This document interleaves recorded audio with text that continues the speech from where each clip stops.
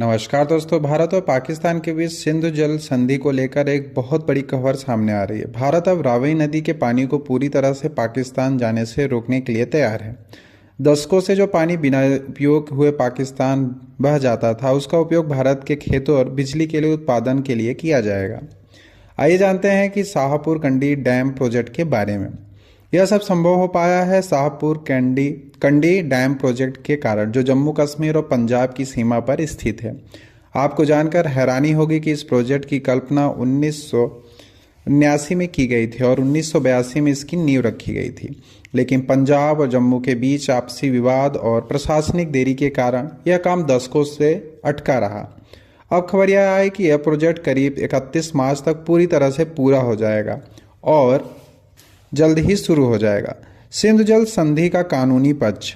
यहाँ हमें 1960 की सिंधु जल संधि यानी इंडस वाटर ट्रीटी को समझ लेना चाहिए।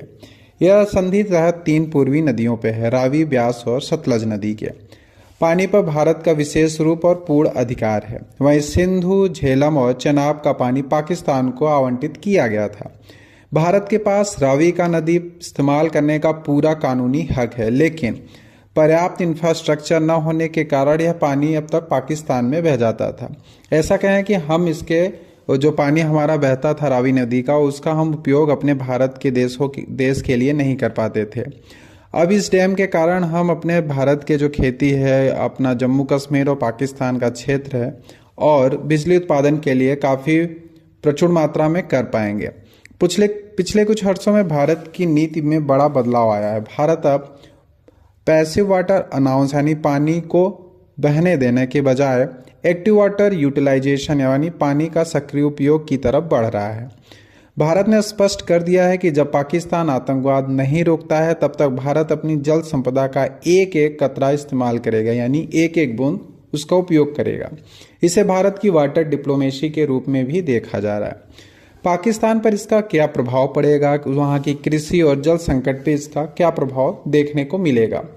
इस कदम का पाकिस्तान पर गहरा असर पड़ेगा। सबसे पहला असर पड़ेगा एग्रीकल्चर स्ट्रेट में। पाकिस्तान की करीब 80 से 90% खेती सिंधु बेसिन पर टिकी हुई है। रावी का पानी रुकने से उनके पंजाब प्रांत के जो कृषि क्षेत्र में उसमें भारी किल्लत देखने को मिलेगी। पानी की कमी के कारण वहाँ की जो खेती है वो पूरी तरह से बंद हो सकती है। जल सुरक्षा की बात करें तो पाकिस्तान में प्रति व्यक्ति पानी की उपलब्धता पहले से ही घट रही है।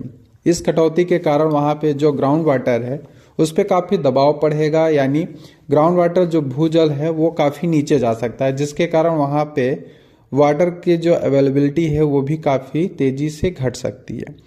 डिप्लोमेटिक हार। हालांकि पाकिस्तान अंतर्राष्ट्रीय मंचों पर इसका विरोध कर सकता है, लेकिन कानूनी तौर पर रावी का भारत पर अधिकार होने के कारण उसे कहीं से समर्थन मिलना मुश्किल है।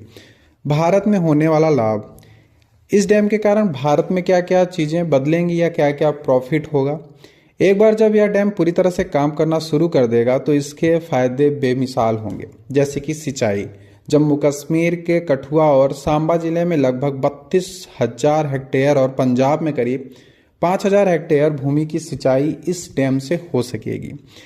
वहीं पे इसके कारण बिजली का जो उत्पादन होगा, यानी इस प्रोजेक्ट से लगभग 206 मेगावाट हाइड्रो पावर बिजली पैदा होगी। शाहपुर कंडी डैम का पूरा होना भारत के सामरिक और आर्थिक जीत है। यह न केवल हमारे किसानों को समृद्ध करेगा, बल्कि पाकिस्तान को यह संदेश भी देगा कि भारत अपने संसाधनों का पूर्ण उपयोग करने के लिए प्रतिबद्ध है। यह इसके बारे में आपका क्या सोचना है, कमेंट में जरूर बताएं। और यह भी बताएं कि क्या भारत को पश्चिमी नदियों के पानी पर भी इसी तरह से सख्त कदम